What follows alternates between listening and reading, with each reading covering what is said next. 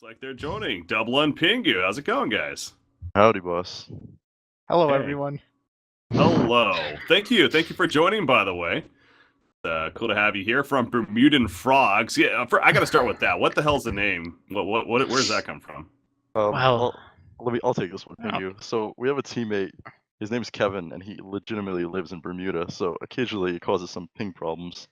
But in Bermuda, they have these tiny nocturnal frogs that live in trees, and they make these piercing noises like anytime the sun goes down. And every scrim we had before the season started was just Kevin's open mic and just the sound of the frogs. So we were originally Pingu +4, but then we kind of ditched that idea, and we just became the Bermudan Singing Frogs. The Singing Frogs. That's the Bermudan Singing. Okay, that's even more than it says on here, Wikipedia. I like it. All right. Now that's cool. You got a fun story to it too. I can appreciate that. All right, so we'll start with the basic question here. DoublA, what was it like to play in the NADCL this year and compete against some solid competition throughout? It was definitely a new experience. For me, I feel like the greatest part was I finally got like some recognition. You know, there's something good when you load into a pub and somebody knows your name. Yeah. Or like a stream, be it like a good thing or a bad thing. You know, they could always you make a mistake and then you load into a game and you're like, okay, you can't play that hero. I saw you just play it a second ago. So yeah, that was refreshing. What about you, Pingu? for me, it was a completely new experience. You know, this is like the first time I've been on a probably real team that was the most high-skilled team that I played, playing for the best teams in North America. I definitely had a great place to learn. You know, and I've improved myself as a player, competitively and individually, and I had a lot of fun. That's good. That's good to hear. And it's season 2 has obviously been talked about as well. Do you guys have plans to look to participate in season 2? Are you going to be moving forward to that, or what's the deal? I don't know. We're in a rough position no clue. here. Oh yeah.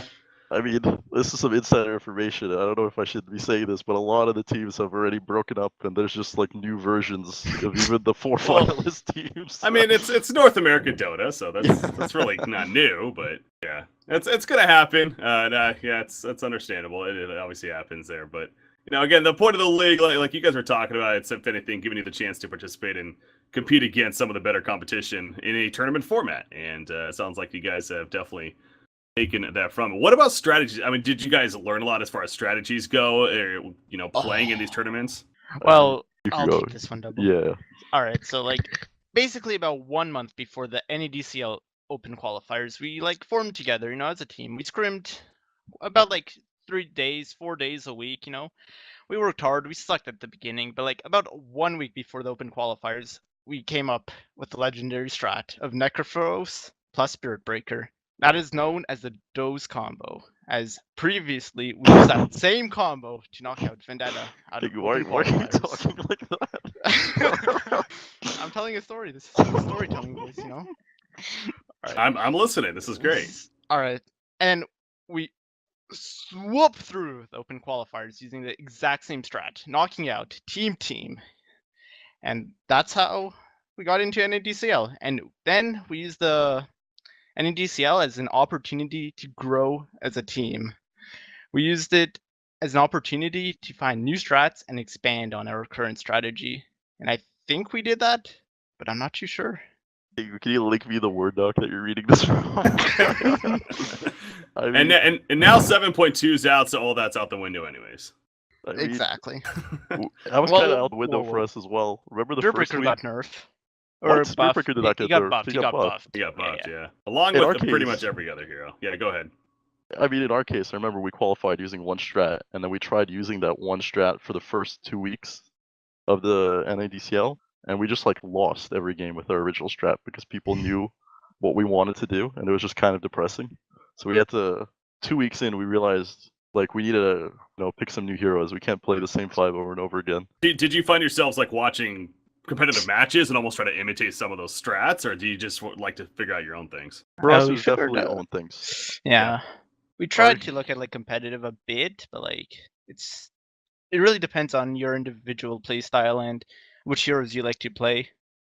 You just make something out of that. Like Spirit Breaker was like 100% ban rate, you know, for versus us, and like no one picked that hero other than our team, but people respect Bandit. So you got that. Well, further on, like a lot of the heroes we played, they were just completely comfort picks. Like we tried doing some more meta heroes. Like remember when Phantom Lancer was like the top of the top. Like even Terrorblade was considered a little worse than him. And we just like could not make that hero work because it was just not something like we were comfortable with. We just had to like go back to heroes that our players actually played, like MK and Ember. Do you guys have a prediction for how the playoffs are going to shape up? One of those 4 teams, do you like more than other? I mean, you said, it might be different rosters, but I'd say probably Team wins it. I think they're the most stable team. Wait, didn't they also disband? No, I think they're playing with the same roster. Yeah, they are playing with the same roster. I don't know. I think Vendetta's gonna win this. I mean, I don't know about Vendetta. It depends, like, who they use as their stand-ins, I guess. True. It depends who Vendetta uses, but like in the case of Robovice, his hero pool just got buffed. Like Tusk got buffed. Elder Titan got like mega buffed. I feel like if it's one player's chance to prove it, it's his. So Becky's got buffed too, man. the move speed. We played against it at the last game of the season, but it didn't go as well for them. Are you guys trying to be like actual like competitors in the Dota 2 scene, or is this more of like a fun thing for you? I think it's kind of both. Like, we're not gonna like get all angry if we lose. You know, if we're losing, we'll have fun with it. You know, but like at the same time, we still use it as a learning opportunity to get better. But there's no like hard feelings. Good attitude. 7.20, since we were talking about that a little bit. I mean, obviously, again, that came out yesterday. Is have you? I assume you've played on it at least a little bit so far, but watching at least, is overall impressions. Do you like it? Are you not a fan? How do you guys feel? I love it. Drow is so good. Drow is not good. You cannot convince me. You get level 6, you go to the Ancients, you one-shot them. No. That's the dream. That is not the dream. Like before this patch, it would take like 20 to 30 hits for like any Ancient camp. And if you have like cause maybe even more, you know, you hit so low, but then like now you can just one-shot them. That's like the greatest feeling in the world. I mean, it was so cool to hear you say that you actually liked the patch, and then you said because of Drow, and I'm like, that doesn't make any sense. I mean, it's kind of like an inside joke in our team, but Pingu kept asking for offlane Drow like 1,000 times, and we picked it once. And you went like 1-9 and did 6,000 damage in a 51-minute game. I was the support. I don't know about not the support. Let's play Tree Protector, you lame. Did you see the 7.20 B patch that just came out? Yep. Okay, Drow got more buffs. Yeah, Drow got there you go. The offlane Drow, even better. I'm going with you on this one. I'll back you up. I'm just happy that I'm so happy Meepo got nerfed. That was so ridiculous. Yeah, no, that was that, and Luna again is the big one for me that I've noticed. Yeah, they nerfed the Luna Blessing. It wasn't even by much. It's just 2. I don't think that's enough. It's only 2. Yeah, you're right. Actually, now that I'm looking at it, it's really not a lot. Yikes. Yeah, I don't think it's much. I'm looking at these changes. I feel like the one substantial one is Meepo. I still think Luna and Slark can be a problem. I don't think this is anywhere near enough. I casted some actually competitive matches earlier today for his European CIS region, and Slark was playing in a couple of those games, and honestly, both the games he still has the issue that he struggles in the laning phase. So if you make sure to address him in the laning phase, it feels like that he could still be taken care of. But yeah, if he gets out of that, gets some okay farm, then that's where he can take off. Yeah, it's this leash ability. Him. I mean, and Grimstroke. I don't know how it's just really depressing to play against. Like you can't charge out of it. You can't timber chain. You just like sit there. You literally can do nothing. 95% Puck as of the time. Dreamcoil, yeah. Puck. I feel like it's more balanced in Puck's case because Puck needed something like that. Like that hero. I mean, he was played once at the major and he did win, but like that hero needed some kind of buff. But for Grimstroke to get such a major rework, or not a rework, just such an upgrade, I feel like that was just not necessary. Ice Frog's doing some interesting things, man. That's for sure. What about the new map? What do you guys think of the new map?